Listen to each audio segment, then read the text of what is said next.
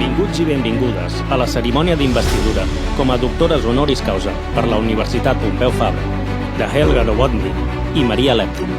Obre l'acte Laia de Nadal, rectora de la UPF.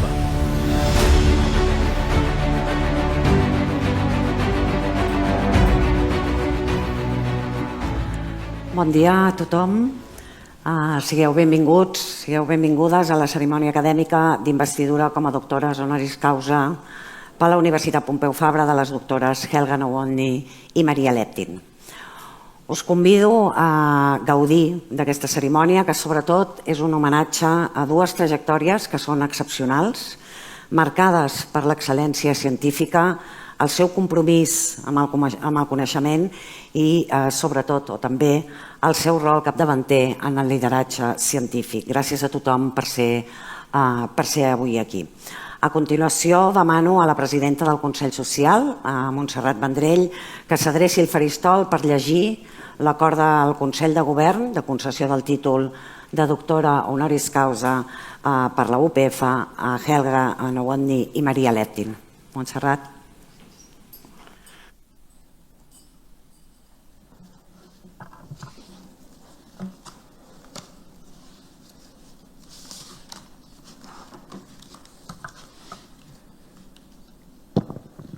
Bon dia.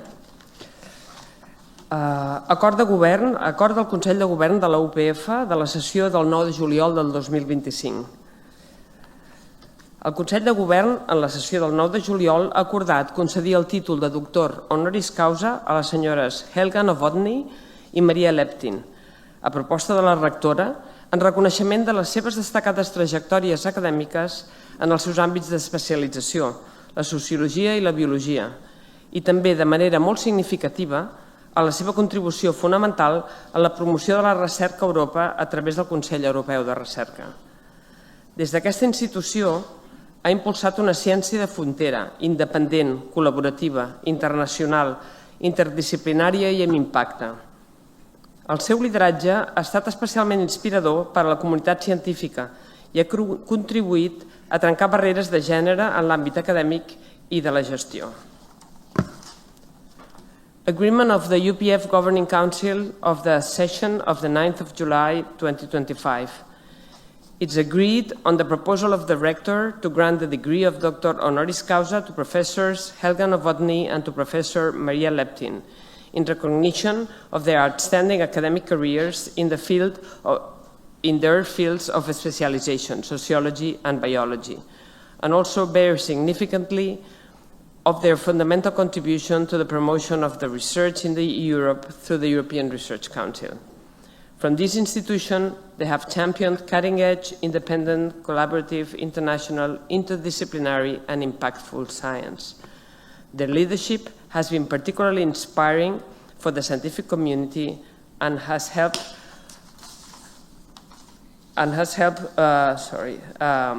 to break boundaries.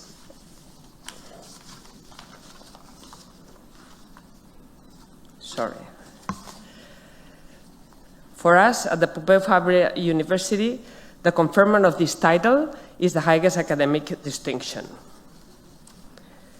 Us convido a aixecar-vos i a rebre les doctorandes d'en peu. Demano així mateix als professors Jan Eckhout i Carla Lancelotti, professors investigadors i CREA dels Departaments d'Economia i Empresa i d'Humanitats, que acompanyin les doctorandes fins al lloc que ocuparan a l'escenari.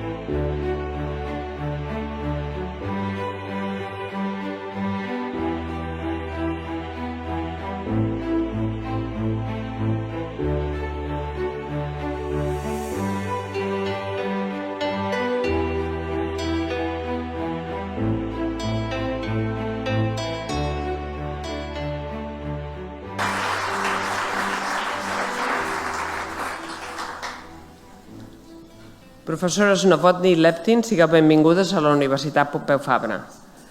Professors Nelga Nowotny and Maria Leptin, welcome to the Pompeu Fabra University. As I mentioned, for us at the Pompeu Fabra University, the conferment of this title, Doctor Honoris Causa, is the highest academic distinction bestowed in recognition of an outstanding trajectory in academia and in science, and for upholding values that are clearly identified with our institution. We are greatly honored by the fact that, as of today and forever, you are part of our Faculty of Doctors.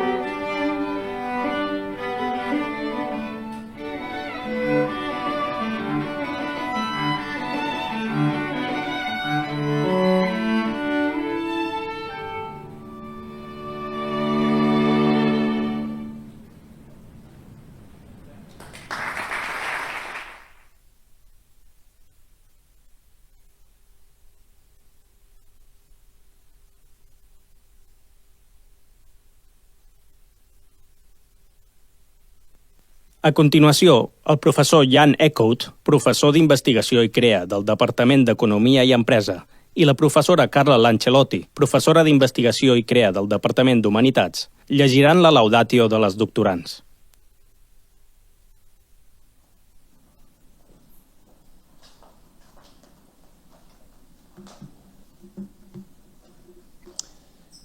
Dear Professor Nelga Nowotny, dear Professor Maria Leptin, Rector Laeda Nadal, distinguished authorities, members of the university community, dear friends, today we celebrate two women who have been the driving force behind an institution that has revolutionized innovation in Europe, an institution that spearheads Europe's future. Professor Helga Nowotny and Professor Maria Leptin could easily have been honored today for their scientific achievements alone in sociology and biology. And of course, we also honor their groundbreaking impact as scientists. But today we celebrate something different. We celebrate two academics who built an institution. We celebrate two women who made the European Research Council happen. The European Research Council was born in the European way through initiatives, in this case originating in Scandinavia, and a coalition forged in Brussels and in the capitals of the member states. Europe resembles a little bit a family saga, something out of a novel by Thomas Mann or Gabriel García Márquez. A large, upper middle class family, a little bit less prosperous than it used to be, with a grand old house and a vacation residence, full of history and where everyone meets for Sunday lunches and to celebrate birthdays. Grandparents, parents, children and cousins, most are hardworking, decent people. Some are a bit rebellious and want and threaten to leave, and others want a bigger share of the pie. Yet all share strong values and a desire to keep the family united and afloat, and they want to offer a better future to the children. Professor Helga Nowotny and Maria Leptin are two central characters in this family saga. Helga Nowotny grew up in the Vienna of Stefan Zweig, who denounced the extreme polarization and intolerance, trends towards which we may be drifting again today. The ERC has been successful in large part thanks to her tireless diplomatic efforts to promote the values for which Europe and the research community stands. She is the reconciler, much like Erasmus, who mediated between the Vatican and his disciple Martin Luther during the Reformation. Maria Leptin is the pragmatic biologist who brings energy and executive power. Born in Hamburg, she combines Teutonic discipline with Italian passion. Together, they form a partnership that turns ideas into institutions. Now, why is a funding institution for fundamental research so essential for Europe? After the traumatic experience of the two world wars, Europe has upheld values of progress, democracy, individual rights, equality and the rule of law, all of that combined with a strong emphasis on peace and solidarity. Europeans like Jean Monnet and Robert Schuman, other members of that family, worked tirelessly to establish these values in Europe and beyond. And Europe has been successful in promoting these values over the last 80 years. But today, they're being challenged both at home and abroad. Fundamental research is key to achieving these European values, including long-term growth and progress, because we know that this is impossible without innovation. Even proponents of degrowth want innovation. They want to cure cancer. They want to develop sustainable energy sources, for example. The goal of innovation is not more plastic toys and more polluting cars, but it is a higher quality of life and a more equitable distribution of the fruits of growth. Fundamental research works towards these goals, and our two honorary doctors have made this possible. But science is not just about discovery. Science is infrastructure and institutions. It requires independence and freedom. Innovation does not thrive under centralized control. It does not thrive where power is concentrated. Innovation thrives where ideas compete, sometimes fiercely. But like in football, competition only works when there are rules and an independent referee. And the ERC understood this. It built a system based on excellence, on peer review and independence. It does not tell researchers what to study. It funds people, not agendas. As Bengt Holmström, the Nobel laureate, said, money follows people. And this is not just good science policy, it is good institutional design. Now let us be clear, the ERC is powerful, but it's not large. Its 2.5 billion annual budget is only a fraction of the more than 100 billion that Europe spends on innovation from public funds alone. Most of that money goes to private firms, and some of that is justified, it's necessary, because companies turn ideas into products. But that's not enough. We also need the fundamental breakthroughs. Take Ugur Sahin, he's an ERC-funded researcher who within days of receiving the genetic sequence for the COVID-19 virus, designed an mRNA vaccine which became known as the Pfizer vaccine. But that breakthrough was not built in a week. It was built on 20 years of fundamental research on mRNA technology by himself and by other researchers. Science creates the possibility, firms deliver the product. Fundamental research takes a long view. It accepts uncertainty. It accepts failure. It is a lottery with many tickets and few prizes. Artificial intelligence is a perfect example. After early excitement, the field entered decades of what we know now as the AI winter in the 80s and 90s. Yet research on AI continued then, laying the groundwork for today's discoveries, even as private investment was largely disappearing. Scientific progress builds incrementally on the contributions of previous generations. That's why we call it standing on the shoulders of giants. Science buys the lottery tickets that no one else is willing to buy. And today, research and technology face a new challenge. That challenge is scale. To implement advances in AI, for example, we need massive investment in data centers, in chips, in infrastructure. And scale brings concentration. A few firms dominate and control the benefits of fundamental research. Now, the beauty of funding innovation in private firms is that it creates startups, and startups are like puppies, little dogs. But in the digital age, these puppies grow very fast, often into wolves. Wolves who concentrate power and threaten the broader ecosystem. What we need are firms that grow into border collies who guide and support the system, the sheep on the farm, rather than dominating it. And to do that, maintaining independence in research and separating technological, economic, and scientific power is essential. The success of the ERC that Professors Nowotny and Leptin have built makes it the ideal institution to foster this independence against the threat of dominance. The mission of European science policy goes far beyond funding fundamental research. It is about ensuring that Europe continues to invest in innovation through independence and the separation of these powers, again, technological power, economic power, and scientific power.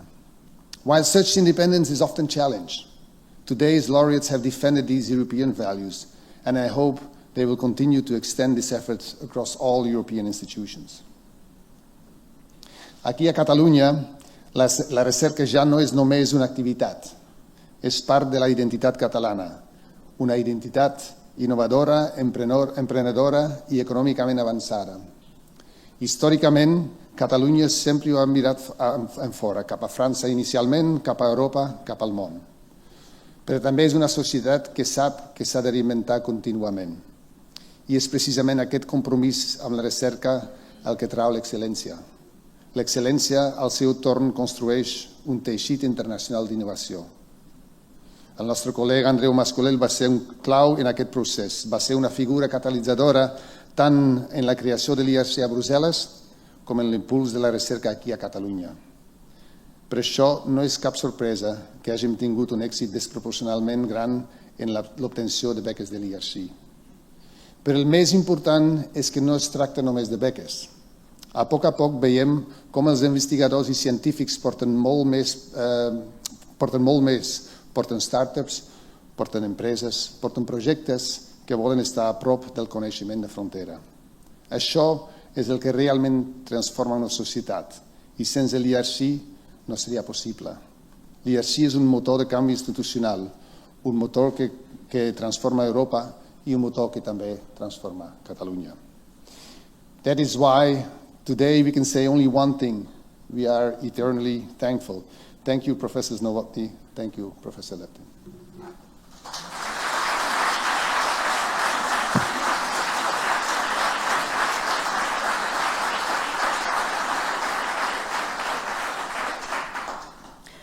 As my colleague just said, today we celebrate two giants of European science.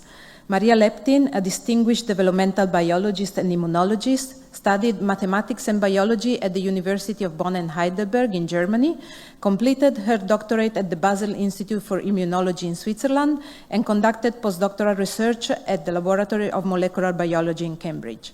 She held positions at the Max Planck Institute in Tübingen and at the University of Cologne, and served as director of the European Molecular Biology Organization and research group leader at the European Molecular Biology Laboratory. Her research on the molecular mechanism of morphogenesis identified key genetic pathways controlling some of the foundational stage of organ development. Her work has significantly contributed to modern developmental biology and innate immunology, with highly cited publication in top scientific journals. Nelga Nowotny, Professor Emerita of Science and Technology Studies at the Swiss Federal Institute of Technology in Zurich, holds a PhD in sociology from the Columbia University and a doctorate in jurisprudence from the University of Vienna.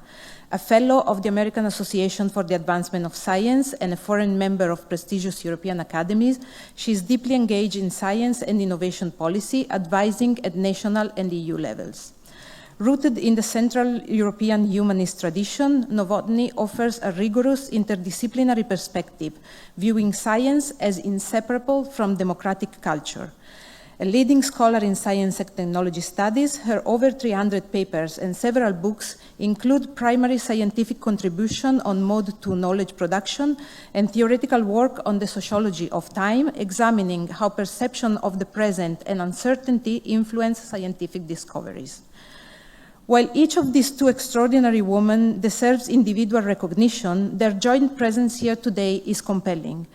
They embody the excellence of European research and the European Research Council, not just as an institution, but as a vision of what Europe can achieve when investing in individual minds. The ERC was founded on the revolutionary yet simple premise of blue sky research, daring to fund excellence for excellence's sake, in a world fixated on immediate impact and market deliverables. In a popular science fiction novel, Project Hail Mary, Andy Weir narrates how two worlds are saved by two unconventional heroes who could not be more diverse.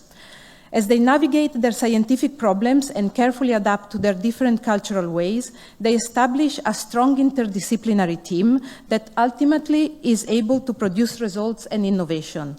If I were told today that both protagonists were funded by the ERC, I would not be impressed. Diversity, openness, stability versus uncertainty, and long-term commitment are some of the novel's themes and are concepts that unite the lifelong work of Professor Nowotny and Professor Leptin. Nelga Nowotny can be considered the founding mother of the ERC, President of the Council from 2010 to 2013, after serving as Vice President since 2007. She was the first of two women, both of which are here today, to hold this prestigious position. Under her guidance, the ERC evolved into the institution we know today. A sociologist of profound depth, Professor Nowotny understood something that many policymakers miss. Innovation is not a linear conveyor belt, it's an ecosystem. Her work, together with Peter Scott and Michael Gibbons on mode to knowledge production, taught us that science does not exist in a vacuum.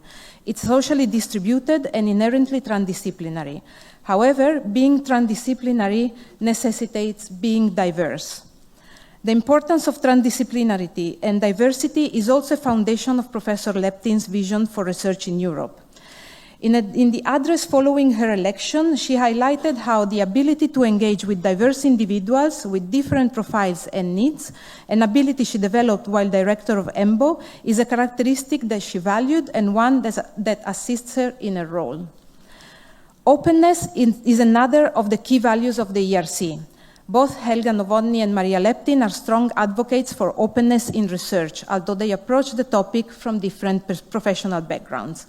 Maria Leptin often emphasizes that if we build walls in science, we not only protect, but also isolate ourselves.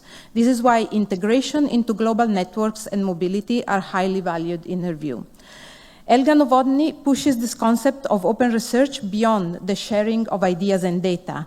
In an article from the EMBO reports of 2015 entitled The Radical Openness of Science and Innovation, she writes about how research should not only be open in the present, but open to the future, and as such, open to uncertainty and risk.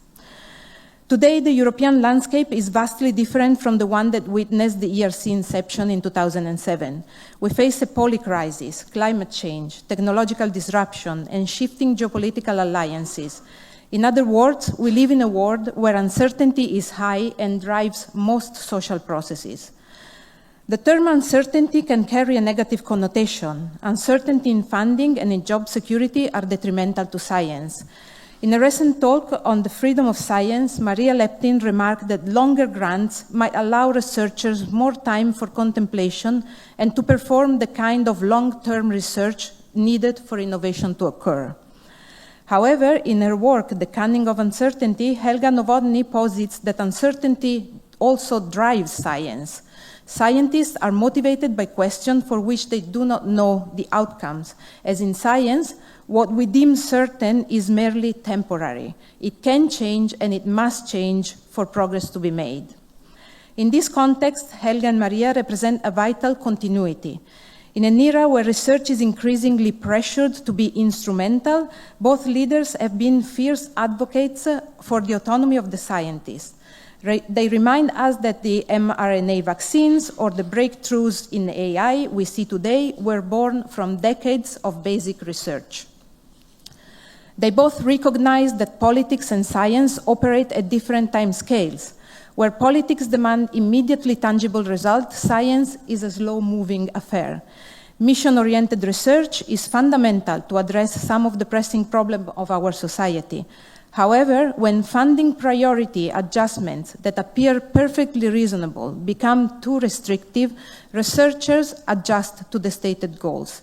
In turn, this decreases the diversity that both Nelga and Maria maintain is a source of discovery.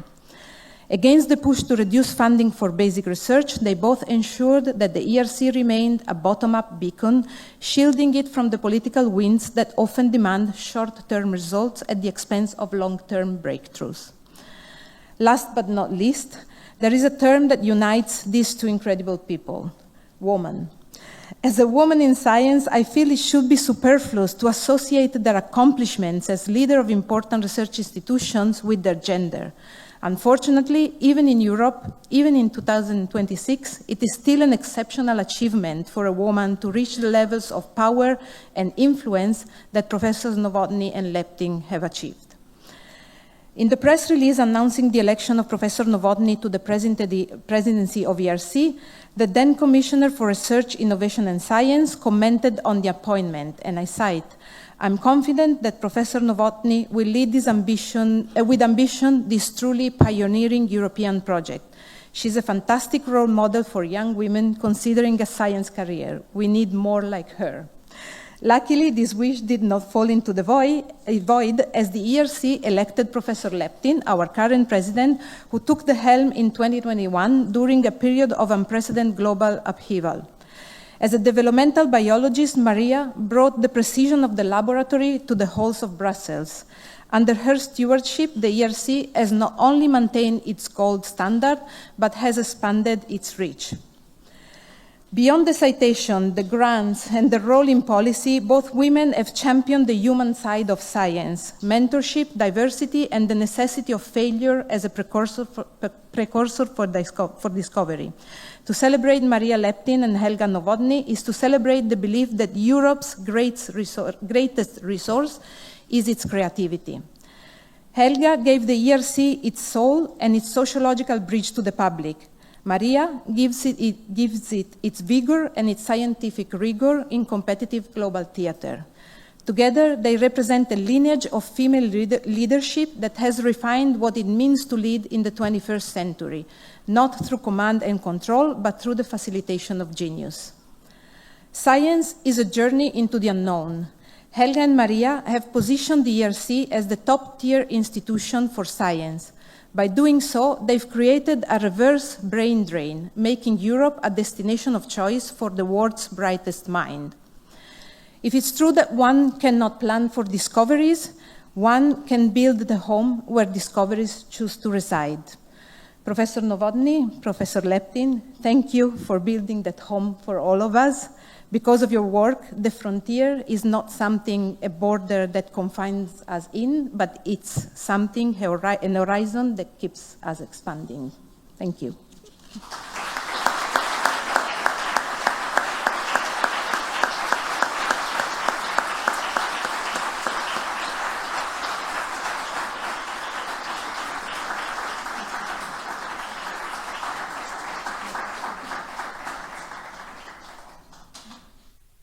Demanem a la rectora Laia de Nadal que pugi a l'escenari per tal de procedir a la investidura de les doctorandes.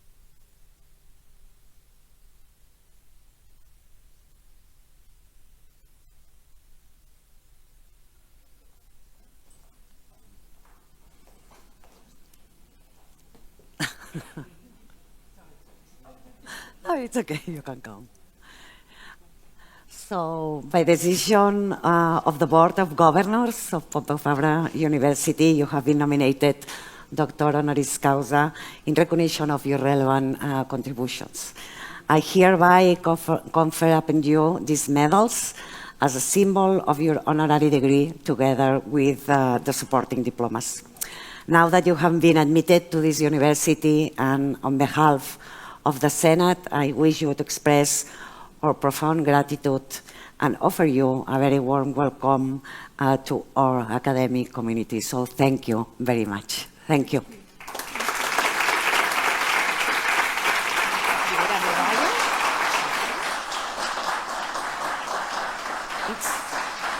It's a little heavy. I'm sorry.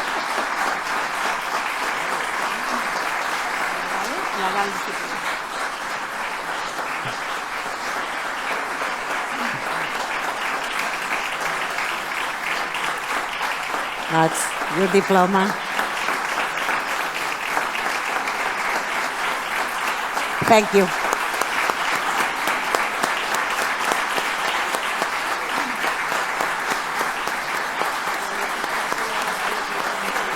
It's in Catalan and then in English. Thank you.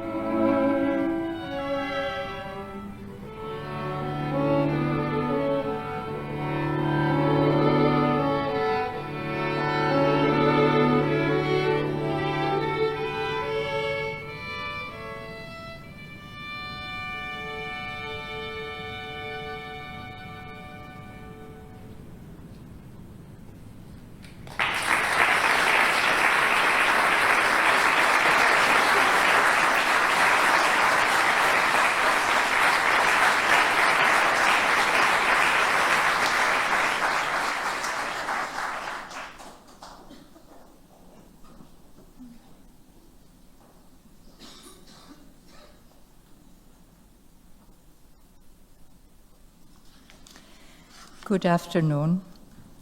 This is a very moving moment for me, and I think I can also speak for Maria. It is moving because, as you heard from these excellent remarks made by our two laudatores, it brings together different strands of what European science means, how it serves European values, how closely science is related to democracy. And it also brings together the memories that I have of the very first pioneering spirit that was driving the ERC to become what it became. And it was a collective effort. The scientific community had been arguing, pleading, lobbying for something like the ERC for decades. But there was no way that politicians would listen to them. And then something happened, a window of opportunity appeared. Or, as I wrote an article in Nature at that time, an idea whose time has come. But even an idea whose time has come needs to be implemented. And so there were various efforts going on of the scientific community organizing itself. And what was most touching and vital in those times was the scientific community achieved to speak with one voice. And I think this is an important message for today, that we have to learn again how to speak with one voice. There was this window of opportunity because the next framework program was going to come. And if the opportunity would be missed, it meant 7 years or never. And among these efforts, it was really the collective force, the collective effort that brought us together. The European Commission, and since you mentioned already Commissioner Potočnik, who was a fan of the ERC and very much important in getting us going, the European Commission did not realize in those days how bold and how radical its decision was to establish the ERC. Why bold and radical? Because they entrusted to 22 scientists that were selected by an independent committee out of 400 nominations. How they did it is beyond me. And these 22 scientists who formed the first scientific council were entrusted with setting the strategies, how to allocate the money, how they wanted to develop the ERC in the future. And in all the years that I have been myself in charge, but also following what happened afterwards, this scientific independence in setting the strategy was never questioned. But not having realized how bold they were, there was nevertheless a little birth defect, if I may call it this way. And this was that the implementation was entrusted to the Commission services. And in the beginning, the first scientific council, we were able to infect with our pioneering spirit the implementation services.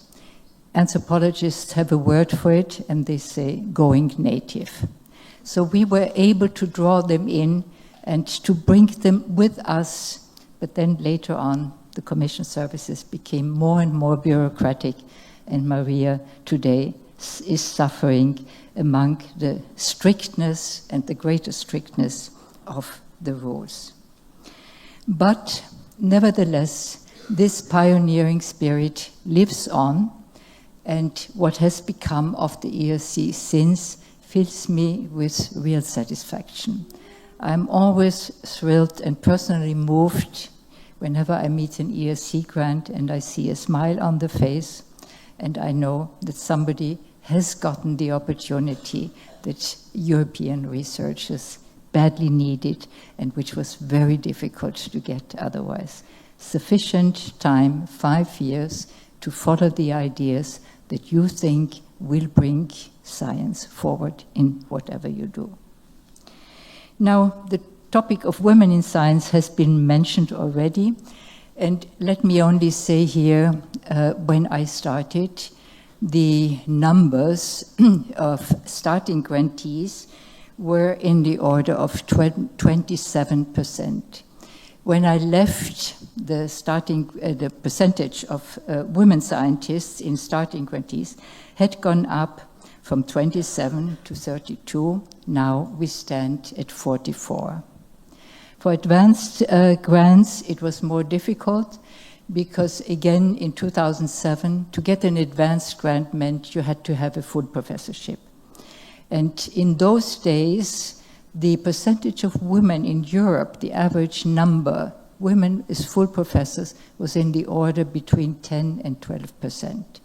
And accordingly, the percentage of advanced grantees, women, was 11%. Now it is up to 30% because also the environment has changed. Much has moved towards the better, but as has already been said, not everything has yet been achieved in the way how it should, namely that science is gender blind, color blind, and without biases to the extent that this is possible for us humans because we all carry our biases. Now the ERC is 20 years old next year, big celebration, 20th anniversary. And in my experience, there is something like a midlife crisis also for institutions. And this is around 20 years. And midlife crisis means, in the meantime, so much has changed in the environment. There are new challenges, there are new problems, the structure has changed. And in some ways, you can say that the ERC has become a victim of its own success. Something that was unimaginable for us is that you have firms that you can buy into in order to help you write an ERC grant. And now, of course, AI helps you to write an ERC grant. We thought, and we might have been naive, you know, it's the scientific drive, and no scientist would actually revert to using a firm and to pay for helping you write an ERC grant. And there are other developments that sort of, you know, come with success, but there are perverse effects also in the way how science and research policy operates. But I do hope that something of the pioneering spirit can be preserved, even if we know there is something, Pace Max Weber, called the routinization of charisma. You start out with being charismatic, but inevitably a routinization sets in.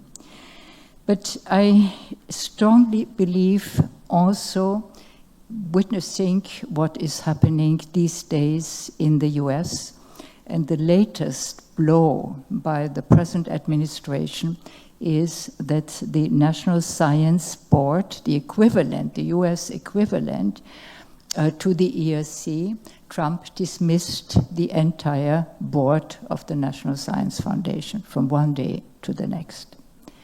So what is it that Europe has that US does not have? And there is one concept that goes back to the 19th century. To be exact, it goes back to 19th century Germany, to the second half, which is the concept of Wissenschaft. And you have it in the Nordic language, Vetenskapen, etc. You have it in the Latin languages, that science is always taught in the plural, because it always includes the social sciences and the humanities. While it was only after the Second World War that in the US science became exclusively reserved for the natural sciences, while the humanities and the social sciences were not supposed to be scientific. And I think this unifying concept of Wissenschaft, of working together, and I just remind you that, you know, the real giants in science, like Einstein and his generation, they all had an excellent education in the humanities, and they treasured the humanities. And I think here is something that we in Europe have to treasure and to take it forward for the challenges that we all face. I thank you very, very sincerely from my heart for this wonderful occasion to share with you these special thoughts and exchange, and I look forward to remaining in touch with you. Thank you.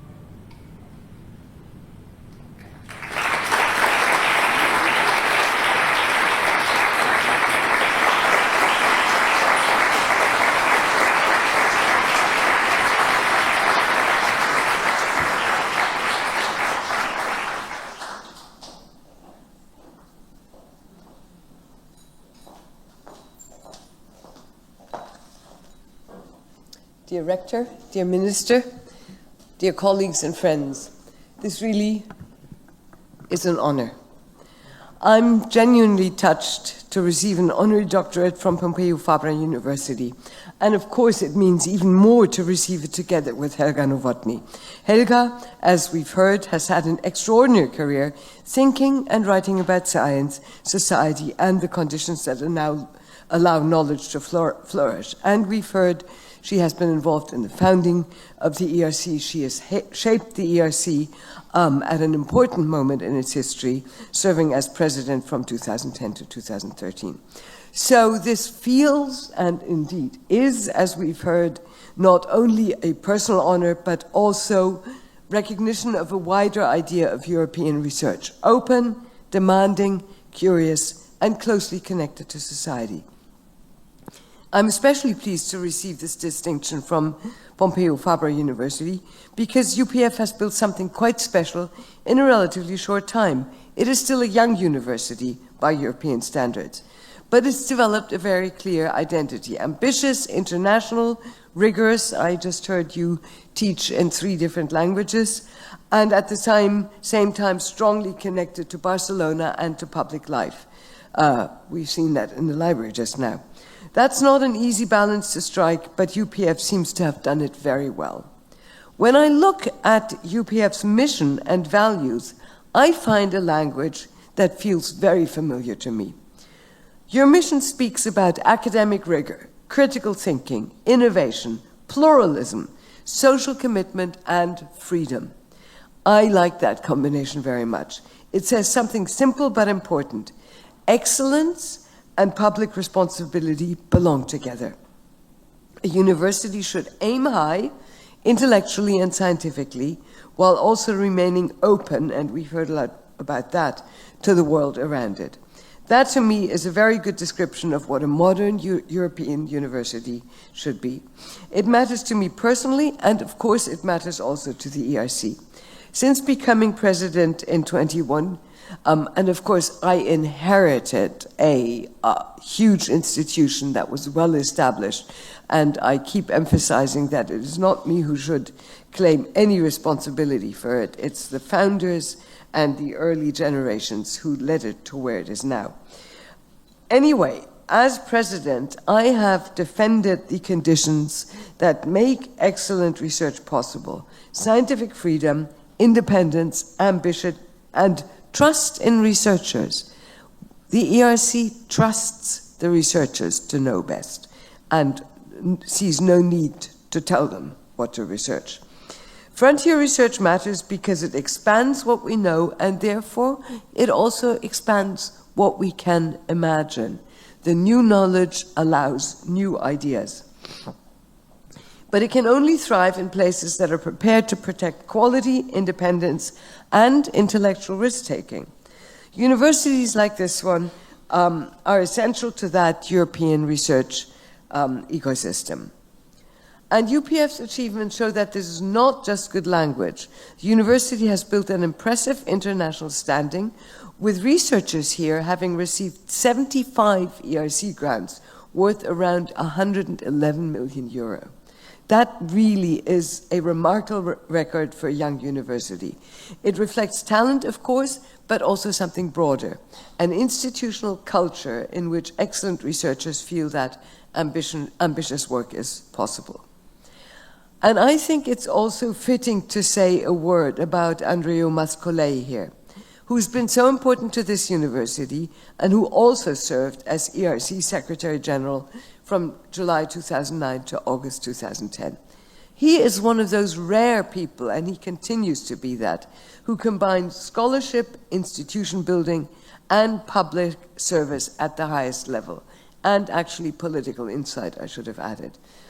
People like that leave a lasting mark. They help create places where excellence can take root and grow. So, I accept this honorary doctorate from this university with great gratitude. I will treasure it, not only as a personal distinction, but also as a sign of a shared purpose, a belief in universities that are serious, open, independent, and ambitious. Thank you very much.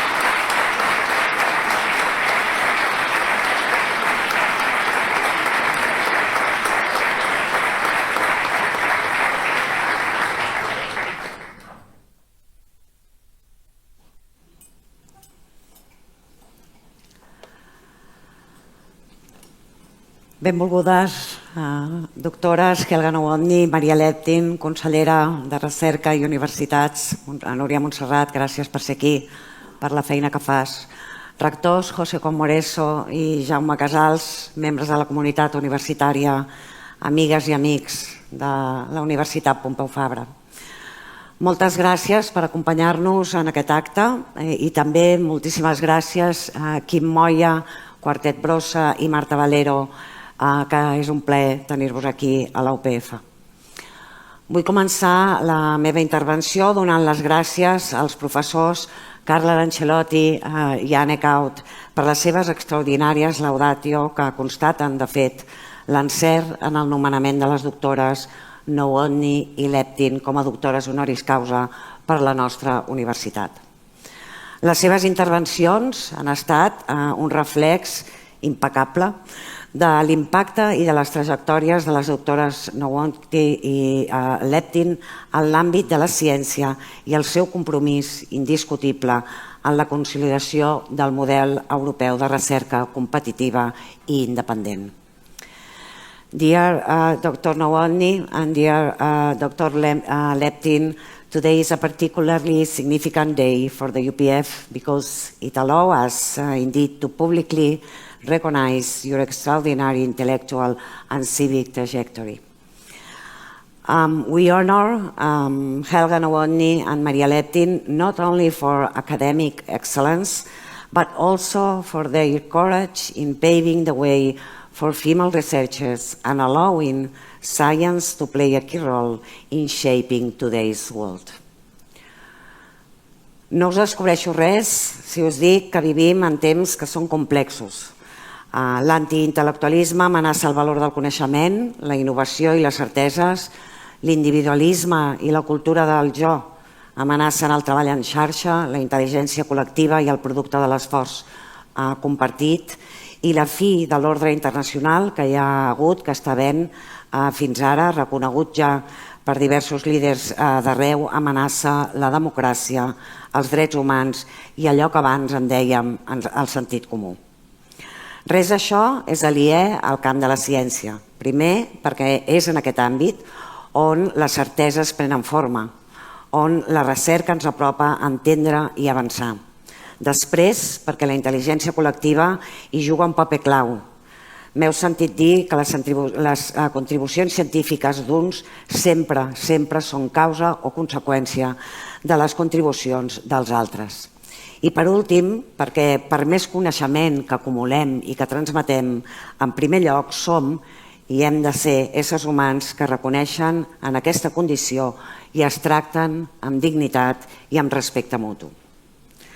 Les dues doctores que avui reconeixem, Nelga Nowotny i Maria Leptin, són un exemple inqüestionable de com es pot combatre aquest horitzó que ja no és futur, sinó que és present. Per una banda, les aportacions de la doctora Nowotny sobre la relació entre ciència, societat i incertesa són clau en aquest context cada vegada més líquid, marcat per la inestabilitat i el canvi. En aquest sentit, la doctora Nowotny és un referent en la interdisciplinarietat. De la mateixa manera, la seva trajectòria ens ajuda a comprendre que el coneixement no pot estar reclòs en un pedestal, sinó en contacte continu amb la realitat, perquè és quan la recerca convergeix amb la pràctica social que es converteix en motor de construcció i pensament crític. Una transferència del coneixement que és imprescindible per treure la ciència de les universitats i fer que esdevingui una eina de transformació per la transformació i el progrés de la societat. Per l'altra banda, les contribucions disruptives en la biologia del desenvolupament fan de la doctora Leptin un referent en la recerca fonamental. Una recerca que és imprescindible per entendre els processos i els mecanismes i per entendre el perquè dels fets. Sense descobriments fonamentals, sense recerca genuïna, no serem capaços de garantir el progrés de la societat, perquè sabem que la ciència aplicada no existeix ni existiria si no tenim nous coneixements en què basar-la. Defensar aquesta recerca fonamental des de la llibertat acadèmica i l'excel·lència científica, com ha fet la doctora Leptin al llarg de la seva trajectòria és el que avui ens ajuda a discernir de la informació o la informació de la desinformació o una veritat d'una fal·làcia. La feina de totes dues, singular i compartida, ens recorda que no hi ha món sense ciència ni ciència sense món. Una idea que entronca perfectament amb la nostra manera d'entendre la Universitat Pompeu Fabra. Un espai que aspira a combinar l'excel·lència acadèmica amb el compromís cívic i la defensa dels drets i les llibertats amb la generació del coneixement. La Universitat Pompeu Fabra té la responsabilitat de sostenir la qualitat del debat, la integritat científica i la transmissió del coneixement. Tot mentre continua sent referent de pluralisme, de compromís i d'humanitat. Aquests valors, que són intrínsecs, com deia la universitat, els compartim en un espai que en aquests temps foscos pot convertir-se en un far, que és la Unió Europea. No és casualitat que avui, en aquest escenari, hi hagin intervingut persones de Catalunya, d'Itàlia i de Bèlgica, mentre reconeixem les trajectòries de dues doctorandes originals d'Àustria i d'Alemanya. Un bon mostrari d'allò que la diversitat i la comunitat o la comunió europees poden aconseguir si treballem plegats. Europa es va fundar sobre els pilars de la democràcia i la cooperació del progrés, des del lliure reconeixement i la consideració entre iguals. Tots ells fonaments que enmig d'aquesta complexitat que estem vivint hem de tornar a reivindicar. Serveixi, doncs, aquest acte d'avui per recordar a les institucions europees i al món quin és el camí que ens dona sentit.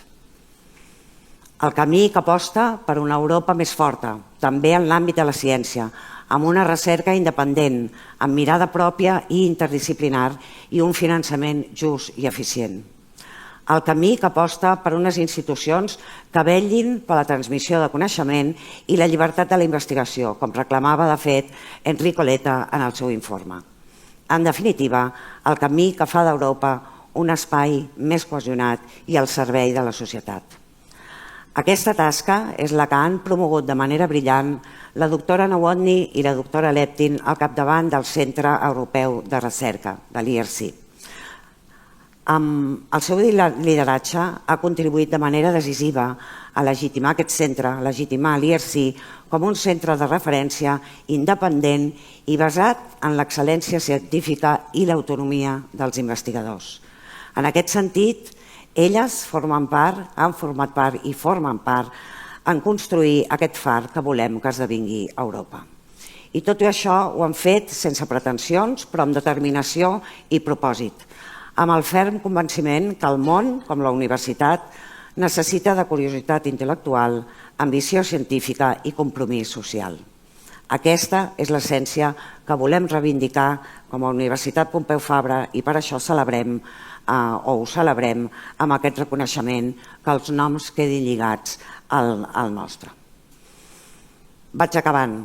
Avui parlo com a rectora de la UPF quan us dic que sempre és un honor reconèixer persones amb trajectòria tan destacades i que han tingut tant impacte. Però també, i s'ha dit abans, us parlo com a dona quan us dic que em sento especialment orgullosa d'atorgar el títol d'honoris causa a dues dones que són pioneres i un autèntic referent científic i de lideratge per moltes que hem vingut després. Les doctores Nowotny i Leptin han obert camí, ens han portat a trencar sostres de vidre i han fet visible el fet que la dona en la ciència i en la gestió institucional també té un paper necessari. Un camí que encara és ben vigent quan sabem que la representació de les dones disminueix al llarg de la carrera acadèmica, especialment en llocs de lideratge i en les escales de més alt reconeixement. Dear Dr. Nowotny and Dr. Leptin, thank you very much for your work, for your commitment and for your courage. It's an absolute privilege for UPF to have you in our community. And to finish my speech, we would like to give you a present that are some live paintings by Kim Moya. He has creatively captured this moment, celebrating the values that you embody, that are free and high-quality research, a commitment to science, and a significant European leadership.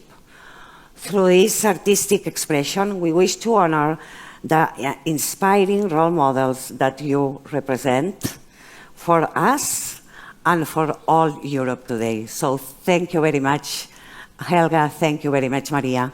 Gràcies a tothom.